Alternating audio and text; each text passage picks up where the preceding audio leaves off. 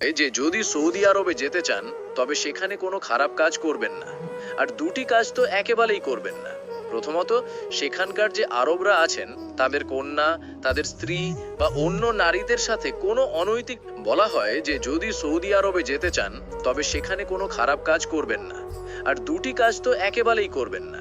প্রথমত, সেখানকার যে আরবরা আছেন তাদের কন্যা, তাদের স্ত্রী বা অন্য নারীদের সাথে কোনো অনৈতিক সম্পর্ক স্থাপন করবেন না, কোনো জোর জুলুম করবেন না, এবং দ্বিতীয়ত কাউকে হত্যা করবেন না।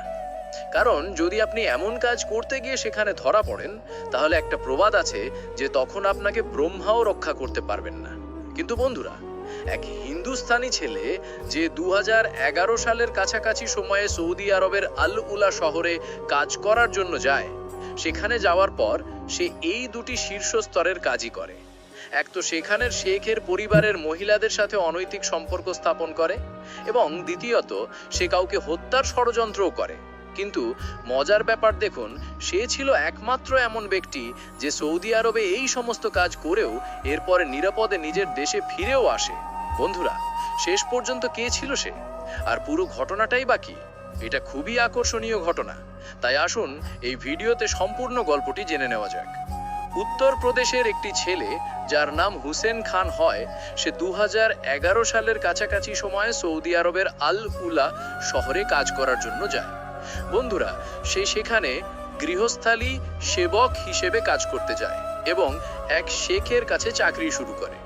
যে শেখের কাছে সে কাজ করত তার কাছে ধন সম্পত্তির কোনো অভাব ছিল না, কিন্তু তার 4 জন স্ত্রী ছিলেন।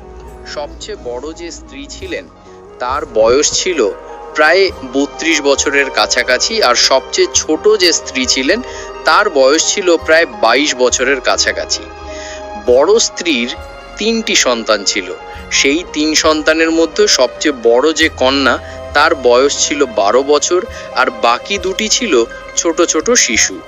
এছাড়াও বাকি যে 3 জন স্ত্রী ছিলেন তাদের কাছেও সন্তান ছিল। 2 জনের কাছে 2টি করে সন্তান ছিল এবং একজনের কাছে 1টি সন্তান ছিল।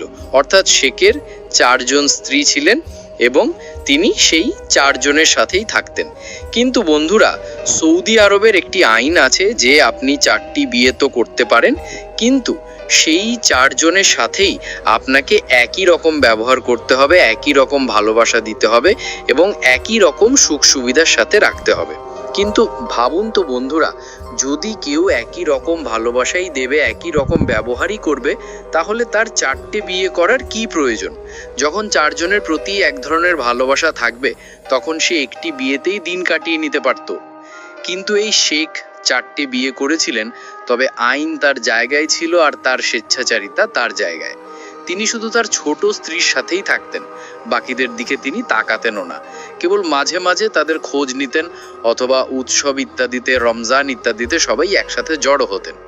4 জন স্ত্রী আলাদা আলাদা বাড়িতে থাকতেন। হুসেন খান বিশেষভাবে সেই বড় স্ত্রীর কাছে কাজ করার জন্য যায়। সে তার চাকরি করতে যায়। কিন্তু বন্ধুরা, এখন শেখ বুড়ো হয়ে গিয়েছিলেন। তিনি 4 জনের সমানভাবে খেয়াল রাখতে পারছিলেন না।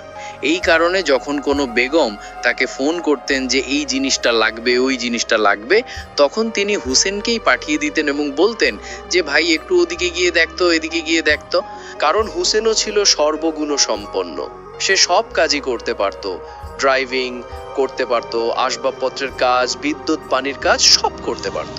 তাই সে গিয়েছিল তো বড় বেগমের চাকরি করতে, কিন্তু এখন সে 4 জনের মাঝে ফুটবলের মতো হয়ে গিয়েছিল। তাকে লোকে যেখানেই বলতো সেখানেই তাকে যেতে হতো। এখন তার ডিউটি ছিল 8 ঘন্টার, কিন্তু তাকে 12 ঘন্টা 15 ঘন্টার ডিউটি করতে হতো। যদিও এর বদলে সে টাকাও পেয়ে যেত, কারণ স্ত্রীরা খুব ভালো ছিলেন, তাই তারা তাকে ওপর থেকে টাকা দিয়ে দিতেন। আর যেহেতু হুসেন খানও মুসলিম ছিল, তাই তারা তার সাথে বন্ধু সুলভভাবে কথা বলতেন এবং ভালো ব্যবহার করতেন। বন্ধুরা, একদিনের কথা, শেখ সিঙ্গাপুর ঘুরতে এসেছিলেন। সেখান থেকে তিনি হুসেনকে ফোন করেন, যে তখন সৌদি আরবেই ছিল। শেখ বলেন, হুসেন, এমনটা করো যে তোমার ছোট বেগমজি আছেন, কারণ সে সবাইকে বেগমজি বলতো, তো সেই বেগমজির কাছে যাও, একটু দেখো সেখানে কি সমস্যা, কিছু জিনিসপত্র আনতে হবে তো সেটা তুমি নিয়ে এসো। হুসেন বলে ঠিক আছে। এবার বন্ধুরা, এতটুকু বলে সেটার ছোট স্ত্রীর বাড়িতে যায়, যার নাম ছিল নোরা। এখন নোরা বন্ধুরা, সে ছিল খুবই সুন্দরী, যেন সুট্টি সুট্টি স্বর্গকে কোনো পরী নেমে এসে মাটিতে দাঁড়িয়ে আছে। তার বয়স ছিল 22 বছর। ডোরবেল বাজায়, তখন নোরা দরজা খোলে এবং এরপর হুসেনকে বলে, হুসেন ভেতরে এসো। এখন হুসেন যখন এই কথা শোনে তখন সে তার কানে বিশ্বাস করতে পারে না। তারপর সে আবার বলে, তুমি ভেতরে এসো, বাইরে কেন দাঁড়িয়ে আছো? হুসেন বলে, আমাকে ভেতরে আসতে মানা করা হয়েছে। সে জিজ্ঞেস করে, কে মানা করেছে? তখন সে বলে, শেঠ সাহেব মানা করেছেন যে সবার বাড়িতে যেও, কোনো সমস্যা নেই, কিন্তু এই বাড়ির ভেতরে প্রবেশ করো না। এতে সে বলে, কি বলছো? তিনি সিঙ্গাপুরে আছেন, তিনি তো আর দেখছেন না যে তুমি বাড়ির ভেতরে আছো নাকি বাইরে। তুমি ভেতরে এসো। এখন বন্ধুরা, হুসেন ভাবে যে যখন মালকিনী নিজেই ডাকছেন তখন ভেতরে যেতে সমস্যা কি।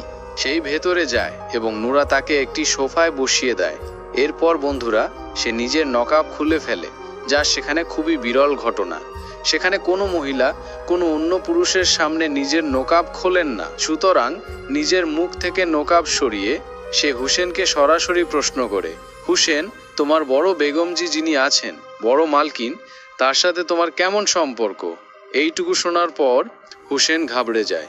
সে বলে, যে সম্পর্ক আপনার সাথে আছে সেই একই সম্পর্ক আমার তার সাথেও আছে। আমি তারও চাকর, আপনারও চাকর, আপনার দুজনই আমার মালকিন। তখন সে বলে, তাই বুঝি?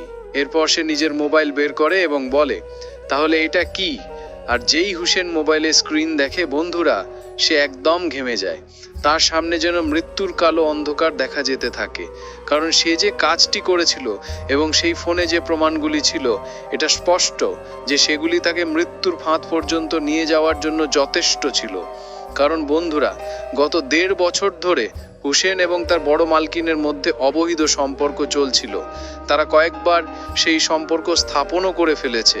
নোরা সেই সব জিনিস দেখায় এবং বলে, এবার সত্যি সত্যি বলো যে এটা কবে থেকে চলছে এবং তুমি এটা কেন করছো। তখন বন্ধুরা, ভয়ে হুসেন সব কথা বলে দেয়। সে বলে, একদিন আমি বাচ্চাদের মাদ্রাসায় ছেড়ে এসেছিলাম এবং যখন বাড়ি ফিরে এলাম তখন দেখলাম যে বড় মালকিন কান্না করছেন। যখন আমি তার কাছে গেলাম তখন জিজ্ঞেস করলাম, কি হয়েছে মালকিন, আপনি কাঁদছেন কেন? তখন তিনি বলেন, এতে তোমার কি আসে যায়? আমি বললাম, কোনো ব্যাপার না, দুঃখিত, আমি আপনাকে জিজ্ঞেস করলাম। হুসেন বলে যে যেই আমি এই কথা বলে ঘুরতে গেলাম ঠিক তখনই তিনি আমার হাতটা ধরে নিলেন এবং তারপর তিনি বলেন, হুসেন, আমি কি ভালো নই? তখন হুসেন বলে, আপনি তো খুব ভালো, আপনার মধ্যে কোনো কমতি নেই। এরপর তিনি তার যন্ত্রণা প্রকাশ করেন। আমি গত 6 বছর ধরে এটাই জানি না যে পুরুষ কি জিনিস হয় আর স্বামী কি জিনিস হয়। কারণ যখন থেকে আমার এই ছোট ছেলেটি হয়েছে এরপর থেকে শেখ আমার সাথে কখনো সম্পর্ক তৈরি করেননি। তিনি কখনো স্বামীর কর্তব্য পালন করেননি। আমি দিনরাত তড়পাই। আর কোথায় যাব? আমার হাতে কোনো অধিকারও নেই। আমি স্বামীর অনুমতি ছাড়া কোথাও ঘুরতে যেতে পারি না, বেড়াতে যেতে পারি না, অন্য কোথাও গিয়ে আনন্দ করতে পারি না। আমার এখন বয়স মাত্র 30 বছর।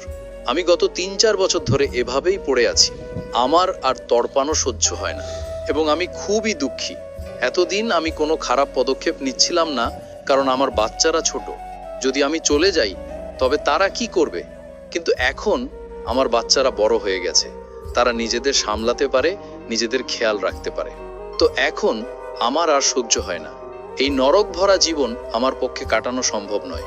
আমি 1-2 দিনের মধ্যে নিজের জীবন দিয়ে দেব।